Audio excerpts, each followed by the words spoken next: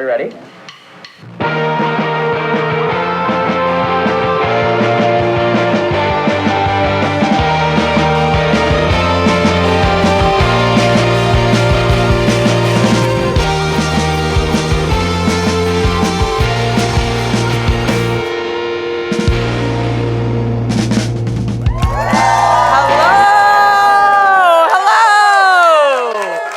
Welcome to Going Down, a news show hosted by a transsexual woman on YouTube. Yeah, likely place for her to be. My name is Yurman, and everything is terrible.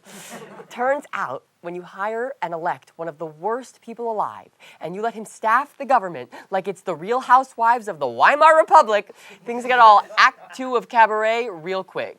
But let's not dwell on that. There's lighter news out there, like movies. Everyone loves the movies. The Oscars are coming up, and the frontrunner for Best Picture is Emilia Perez. Finally, a film that represents trans people the right way. Incredibly violent and bad at singing. Look, at least the lead actress is actually trans, and she's never tweeted anything f***ed up.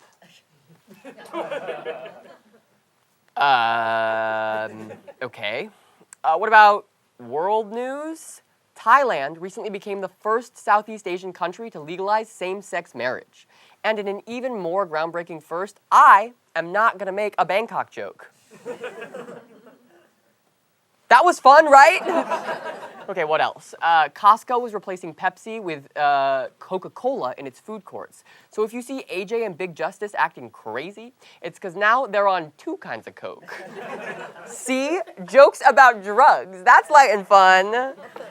CBS is launching a new FBI spinoff about CIA agents titled FBI:CIA.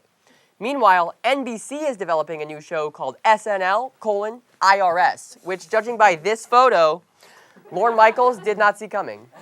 Hilarious. Ha ha ha. Totally. Right. Sure. Positive news. Cheery news. Okay. Meta is investing up to $65 billion in AI this year, or as Zuckerberg calls it, building my first real friend. Ha! Got him! And Trump announced that he wants to change the name of the Gulf of Mexico to the Gulf of America. Also, French fries are now freedom fries, Belgian waffles are now patriotism waffles, Tex-Mex is now Tex-Tex, and New Mexico is now scared. Trump also announced that he... no, not that one. He announced that he... he announced...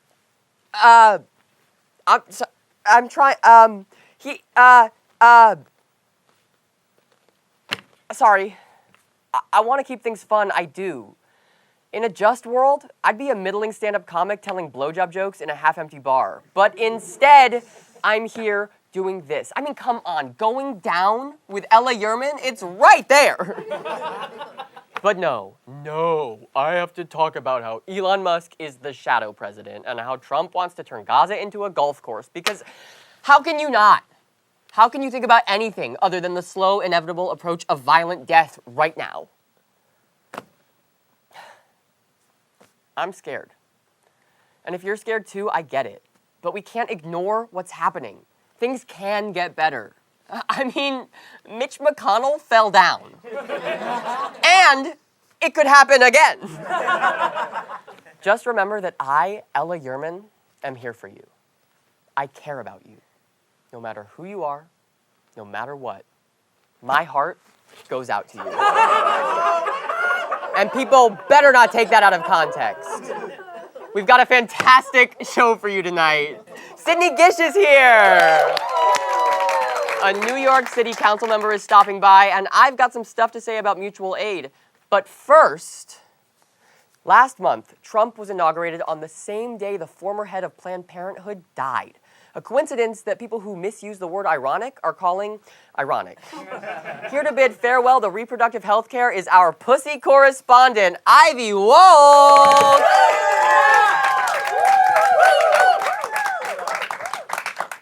Thanks, Ella. But actually, I've got good news. After a century of medical trials, endometriosis has just been cured. The disease that affects 10% of breedable uteruses is no longer taboo.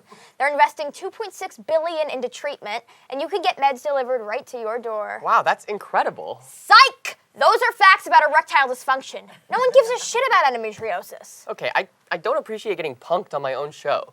And I don't appreciate having endometriosis. A disease that gets zero exposure. One of the lesser-known risks, infertility. Elon Musk and J.D. Vance, you are right. America is embroiled in a fertility crisis. Not enough bitches are popping them out. At the scene of the crime of 40% of cases of female infertility, endometriosis. It's creeping into your wife's sacred temple, making her vagina barren and destroying the futures of little angels who could grow up to become preachers, crypto traders, male podcasters, draft kings. Whoa! What are you doing? I thought if I came on TV and publicized the fact that endometriosis is involved in 40% of American infertility cases, the conservatives would care. Okay, hold on. Let's rewind. What is endometriosis? It's when the cells that are similar to those in the uterine lining grow outside the uterus and sometimes onto other organs. The most common symptom is pain so severe it causes vomiting, fainting, being unable to go to work or school. That's why I'm grateful for maximum strength opiates. I love them, and I can be trusted with them. From the bottom of my broken pussy, I love you, Sackler family. Stop! Yo, stop, please. Stop shilling for evil people. I mean, clearly you've never tried Oxy. Listen, endo can make sex really, really painful. I've given up on love. I just sit in my room, in my old cheerleading uniform, listening to the Smiths on my vintage iPod Shuffle. Nobody to share my wired earbuds with. But if some really special guy were to fund research... forget it. Who was that one even for? Joseph Gordon-Levitt in 500 Days of Summer. That is a fictional character. Damn! There have to be better options. Well, doctors have developed creative solutions in lieu of a cure. Oh, okay, see? Psych again! I've seen 12 doctors and they just told me I have low pain tolerance, which is doctor for pussy bitch disorder. I get my real coping tips from bicidal Reddit threads. Bicidal? When you're drawn to both homicide and suicide. When you equally want to kill yourself and persons other than yourself. I mean, I thought this was a gay show. Anyway, the only thing that kind of helps is birth control, hormonal birth control, but it also makes me want to kill my bitch roommate, so. Ibuprofen also works if you triple the advised dose. Oh, that's not too bad. Yeah, but then you gotta deal with the stomach ulcers, which is why I always keep acid reducer on me. Let's see, what else do I have? I've got weed, a heating pad, electrodes. Yeah. Yeah. I mean, you know, you also would need a job application because it's really hard to keep a gig when you're fetal position on the bathroom floor for multiple days a month, you know? And don't try curling up like that in the work bathroom because that'll get you fired. And plus, Hot Keith from accounting will know what your blood smells like. Jesus. Yeah. Oh, okay, so who's that guy? Is that Keith? No, that's my faint guy. He catches me when I faint. He's got endo too, but won't talk about it because of its branding as a women's issue. Your excruciating pain is valid, Gideon! Anyway.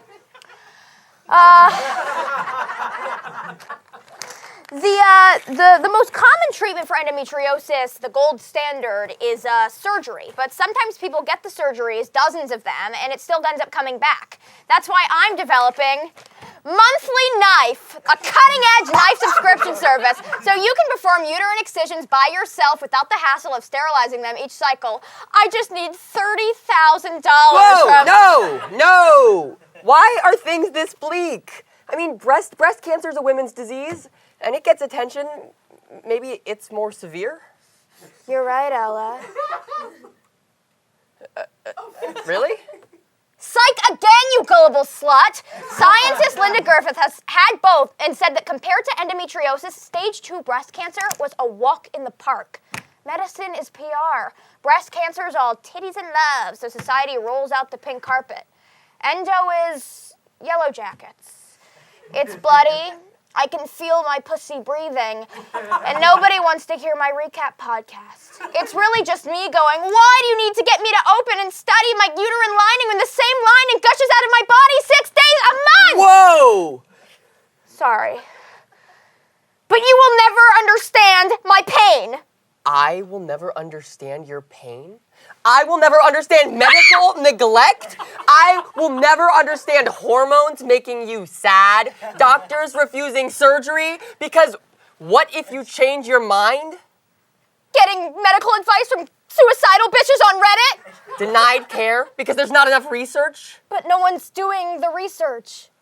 I would rather die than live in this body. Wait, okay, okay. Ow. I can help. Oh. What if you stormed the Capitol and bled on senators' desks?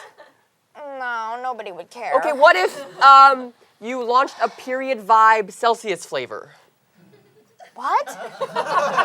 Or you could take that evil guy who shoots himself up with his son's blood and you could give him a super soaked tampon and book him on Theo Vaughn's podcast. Now you're talking. Ivy Wolk, everybody! We'll be right back.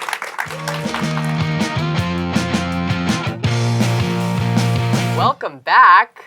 Can we get one single normal person on this show? Ah! Oh my God.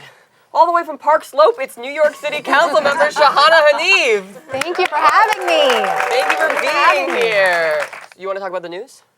Let's do it. Yeah, so today, the lead federal prosecutor in the case against Mayor Eric Adams resigned, citing concerns over political influence and the integrity of the justice system after the Justice Department moved to dismiss charges against the mayor. Between the alleged corruption and the broader implications for public trust, how can Mayor Adams continue to credibly lead? He can't lead. He just can't lead. I mean, what else are we going to learn about him? When he was indicted last year, I came out strong with some of my colleagues very early on, calling for his resignation. And And then he resigned immediately. Right. That's right. Right. This is another. Sure, this is a different This Mayor is different Eric Mayor Adams. Adams. And I reaffirmed that call today. He's got to resign. I don't trust him. Yeah. And if anybody trusts him, I'm skeptical of those individuals. How do you trust someone who corruption charges, indicted, cozying up with Trump, skipping New York City's MLK Day celebrations to hang out with Trump at his inauguration? I mean, he's unfit. He has mismanaged our city's budget. He's cut 3K. He's cut our libraries. For months, we didn't have libraries open on Sundays. Does the mayor know who you are, and does he like you? Oh, he can't stand me. He can't stand me. Oh, so I have to be honest. I knew that he was not going to be fit to run our city from the beginning. I was a former chair of the immigration committee, and this was the time when asylum seekers were coming into our city, and the mayor was so disrespectful. He has been live in community forums saying asylum seekers are destroying our city. He has scapegoated them and reasoned that our budget, we need to have budget cuts because of immigrants, asylum seekers. And so I've just been pushing back against him since day one. And of course, as Progressive Caucus co-chair, I mean, that's just like inherently the role. And Governor Hochul has authority to take him out of office. Take him out. Yeah, take him out. So there is somebody in all of this that has the power. Sure. And it's Governor Hochul, and not me. Okay, let's slow down, zoom out, and this is for the audience and definitely not me. What is your job? Oh, wow. That's a great question after talking about Mayor Adams. Sure. I'm a legislator, and I specifically represent a couple of neighborhoods, Park Slope, Carroll Gardens, Cobble Hill, Gowanus, Borum Hill, Windsor Terrace, Borough Park. Brooklyn has so many neighborhoods. It's great, in Kensington. And I write laws and pass laws, and I'm really proud to have moved legislation on reproductive rights. When Roe was repealed, I pushed a piece of legislation that requires New York City to do public outreach. And as a result of that public outreach, billboards in anti-abortion states like Texas and Georgia, we were welcoming folks who needed abortion care to our city. And that was very meaningful. And we need to be the city that stands firm for reproductive justice. I want to talk a little bit about your immigrant Bill of Workers' Rights that you passed last year. What is that? How does it work? What does it involve? And also, why have I never seen it in any of the many terrible jobs that I have and continue to work? So this is the Workers' Bill of Rights, and so not just for immigrants or not just for citizens. And what this does is it mandates employers to post, display publicly what the labor protections are of their employees. And essentially, it outlines your right to a minimum wage, your right to unionize or organize, the ability to have recourse if there's wage theft, if there's workplace exploitation. And that's important because right now, as we're continuing to welcome asylum seekers, the policy for mass deportation that Trump is enacting, workers, and specifically immigrant workers, must know you are protected in this city. I mean, now is an especially difficult time, I feel, for undocumented immigrants. ICE is actively conducting raids in the city. How can we collectively protect undocumented New Yorkers? How do we protect our neighbors if we see ICE? What resources can we spread in our communities, et cetera? Yeah, I mean, the first thing is don't be a snitch. Just don't be a snitch. And you should say that to your neighbors, shady people. Don't be a snitch, because what we need is to make sure that we know how to protect our neighbors who are at risk. So knowing their rights and knowing our rights means that ICE can't do anything without showing up with a judicial warrant. They can't just knock on our door and expect that we're going to open it. We don't have to open the door. We don't have to say anything.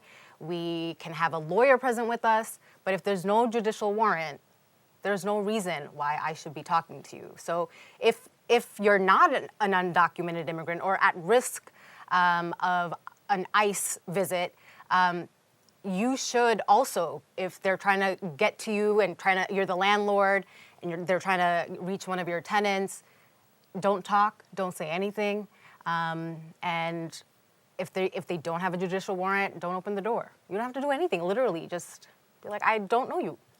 I can't do this. Something I've been struggling with, I think, is with all of this in mind.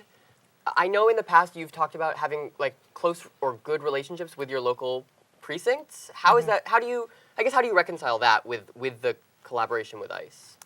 So look, I think that the police have very clear responsibilities, and their responsibilities include removing abandoned vehicles.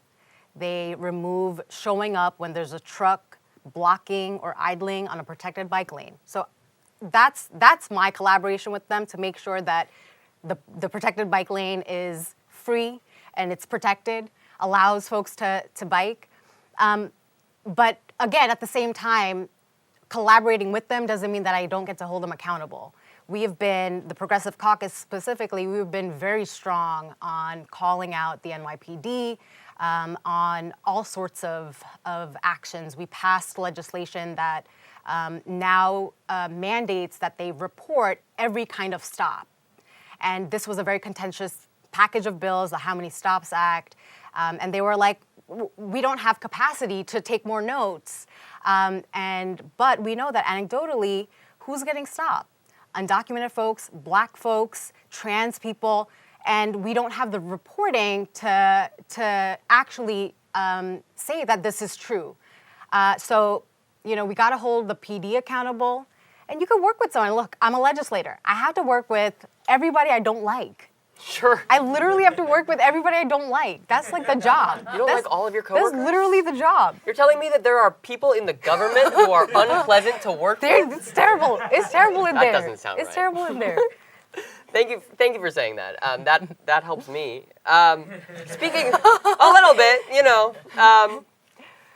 speaking of your coworkers, you and your other city council members have spoken at length about trying to create trust in local government, and for sure there are exciting things happening. It's primary season. We've seen campaigns like Zohran Madami running for mayor, and yet also government can be really scary to interact with, I think, even local government, and I think for good reason. In what ways can your most vulnerable constituents trust you when you work in a system that has consistently failed those people? That's a great question. It's a rotten system. I'll just be honest. It's a rotten system, and the outlook of, I'm going in there to fix it is not how I look at being a legislator, because this is a system that has been strengthened decade after decade. So I'm in an operation that is not meant for me. I'm not gonna come out feeling like I achieved the revolution. And that's important to note, because your electeds have the power to move money and decide where money goes. Your legislator has the right to push for legislation that protect your homes, lower your rent, and so much more. So if you're not a part of that, and you don't have to agree, even the disagreement is important too, New York City government will just make laws on your behalf, and you'll be powerless. So we need to be powerful. What is the best way for people to get in touch with you or their local council person? Okay, so I love being a council member because it is the most local elected. I love to walk everywhere within my district. So that's to say that you can just come to my office. You come to my office, I respond to my Instagram DMs, and I usually say, like, Councilmember Shahana, because it's me. And I also respond to emails. That's true. That's how we got her. It's me. I also respond to emails. And my staff is very accessible. We are an accessible office. I'm the first Bangladeshi Muslim elected in the city council. I came from the neighborhood in my district that is working class in Kensington. And how I got involved was recognizing that why are our lives so different? Like, why don't we have access to translation services in the hospital? I was diagnosed with lupus at 17, convoluted healthcare system.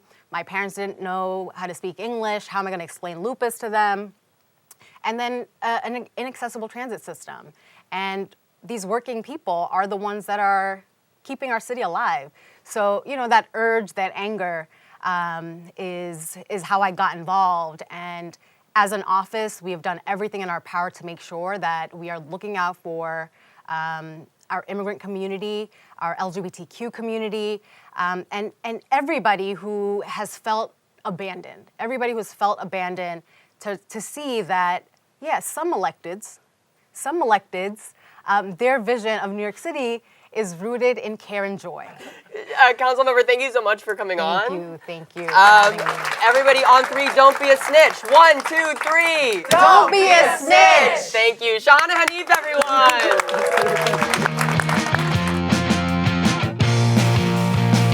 And now, a word from our sponsor.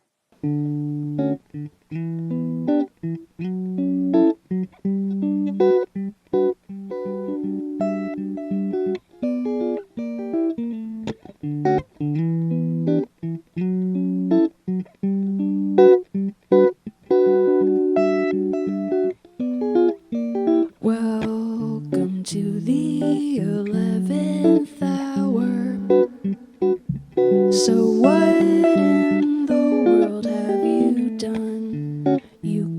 can't just daydream at towers, so build a hut just for fun, then start over one by one. Before the clock strikes 0, 1, 2, will you finally get it through? There is a lot that you forgot to do. What are you doing? New Year's, what are you doing? What are you doing? New Year's Eve.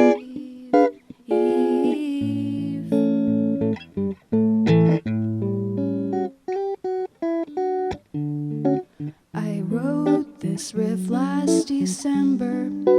I played it all year to make sure that I remembered. It didn't make any sense then, and it still doesn't. But to be fair, neither does anything. Before the clock strikes 0, 1, 2, will you finally get it through? There is a lot that you were able to do. What are you doing? New Year's, what are you doing? What are you doing? New Year's Eve.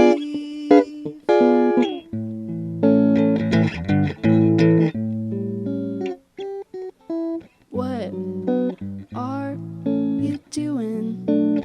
New Year's, what are you doing? What are you doing? New Year's Eve.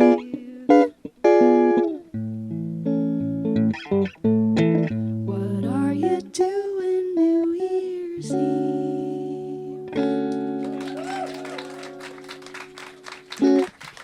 Thank you. Welcome back! Welcome back! For our final story tonight, it's time for a segment I like to call Ella's Being Pedantic Again. You have to stop calling every GoFundMe you see mutual aid. Knock it off. Look, it's great you want to help Sock afford rent. But that's not what mutual aid is. Calling GoFundMe's mutual aid is like calling a gun a spoon. Inaccurate and misleading. Spoon control? The term mutual aid was coined by Peter Kropotkin, who not only looks like if Santa Claus had many, many secrets, but is also a reminder that Russian is crazy. P-Y-O-T-R? Peter, huh? And look how they spell Ella. Sneaky Pete argues that human beings have an evolutionary incentive to collaborate. We thrive in communities with reciprocal systems that collectively meet our needs. It's like lesbian sex at scale. He calls these systems mutual aid. Kropotkin argues that capitalism's claim that competition drives progress is bad, and he rejects the liberal notion that collaboration stems from universal love. His point is simpler. It just works, like lesbian sex. Survival of the fittest isn't about strength, it's about teamwork, which makes sense. After all, humans are just big hairless apes, and if there's one thing I know about apes, it's apes together, strong. Oh! Planet of the Apes, dude? Andy Serkis? Kropotkin expands on this idea in his book Conquest of Bread, envisioning a society where small, localized mutual aid networks slowly supersede government programs and eventually lead to communism, which is not what GoFundMes are about. Not that they don't help at all. In 2021, 1/3 of all funds raised on GoFundMe, $650 million, went to medical debt. Whoa. That's like 65,000 top surgeries. 130,000 boobs. But while it's great that all those he-theys can now freely wear mesh tops, that's not mutual aid.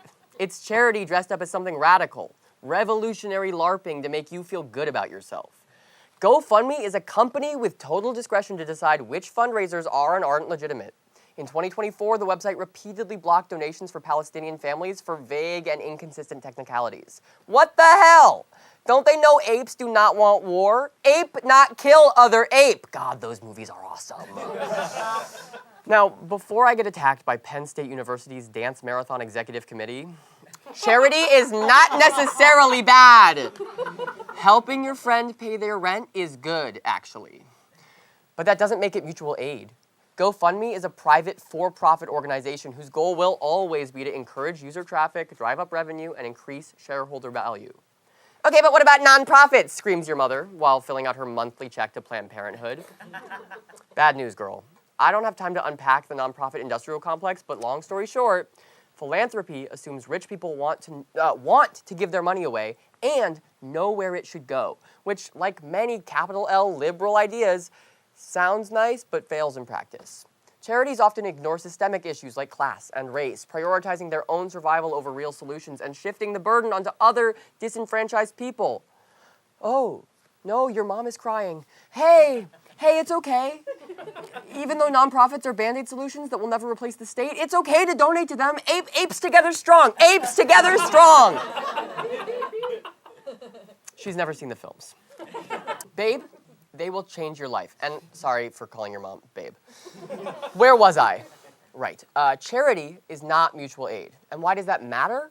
Because you can't work towards something if you don't know what it is. Mutual aid is supposed to be the first step on a roadmap to communism, and you'll never get there if you're reading the map wrong. You can't find buried treasure if you think the blue parts are land. So what is mutual aid? Your mom's yelling again, and she's late to bar, so I'm gonna answer fast. As activist, lawyer, and twink Dean Spade explains, it's not just about helping people, it's about survival and challenging the systems that created the crisis in the first place. Black and indigenous communities have practiced this for centuries, long before my boy P.O. Tur coined the term.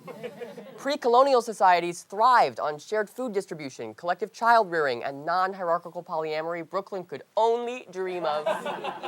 The concept of mutual aid likely didn't even exist until colonial powers caused resource deprivation and community breakdown. It was only after that breakdown that discrete resistance networks began to emerge, like the New York Committee of Vigilance. The NYCV was founded in 1835 to protect freed black people from enslavement because despite slavery being abolished in New York, racist cops and judges still colluded to send them back to the South. Abolitionists, like David Ruggles, led ship rescues, tracked kidnappers, and helped fugitives escape to Canada as part of NYCV aid efforts. Another great example of mutual aid is the Chicken Soup Brigade, founded in 1983, which supported people with AIDS abandoned by the state, delivering meals, cleaning apartments, and helping raise funds to help the sick see their families. Just like in War for the Planet of the Apes, when Andy Serkis helps monkeys with HIV get to doctor's appointments and see their families. Okay, I don't remember that part of the movie. The point is, mutual aid is rooted in resistance, and crowdfunding isn't. As disaster historian Jacob Reams puts it, very often what we are doing when we are building back from a disaster is trying to preserve the unequal status quo. Studies from COVID-19 show that 1% of campaigns raised nearly 25% of the money, while over 40% got nothing at all. But real mutual aid networks do still exist. The Chicken Soup Brigade became Lifelong AIDS Alliance. Food Not Bombs fights food waste and military overspending, and the Really, Really Free Market operates as a pop-up gift economy. No website, no money, just spreading city to city like a genetically modified flu that kills humans and makes monkeys talk. You can find mutual aid through resources like Mutual Aid Hub or by looking at who actually mobilizes during crises. After LA's January wildfires, real groups called for donations, but so did thousands of individuals slapping mutual aid on their GoFundMes. And again, it's fine if you donated to one of those, but don't call it something it's not. And for sure, don't call something mutual aid if it's linked to the military. We have all the Western states that are providing mutual aid, 9+ states. We have 12,000 personnel working the line as we speak. They're literally the bad guys in Planet of the Apes! Did you even watch the movie? And yeah, I know the military uses that term to mean something totally different. I don't care. Call it something else. Real mutual aid is harder than clicking a GoFundMe donation button, but it's essential. Start by identifying local needs in your community. Maybe the people around you are being experimented on by a young Tom Felton. Maybe they need a banana. Or maybe they need to violently murder Tom Felton with a power washer. Then form a trusted group, perhaps a circus orangutan who knows sign language and a traumatized bonobo who will betray you in the sequel. Start small, work with existing networks, and build sustainable support systems, whether it's food distribution, childcare, or spreading your hyper-intelligent monkey flu before escaping into the redwoods. Don't bite off more than you can chew. Mutual aid isn't the end goal. It's step one. Historian Paula Austin puts it simply, while we fight for change, we still need food, housing, education, and healthcare, things the government won't provide. Black Panther co-founder Huey Newton called mutual aid survival pending revolution. Not a solution itself, but a way to organize the community around a true analysis of the situation. I don't know when or how the revolution is coming, or if we'll ever truly achieve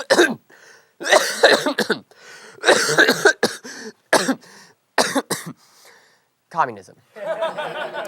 But the system is collapsing, and the people in power have either abandoned us or are actively targeting us. So we might as well start building what's next.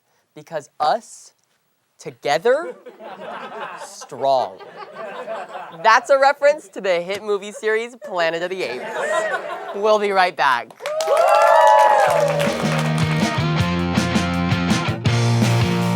Next movie, there's a 10-year time jump.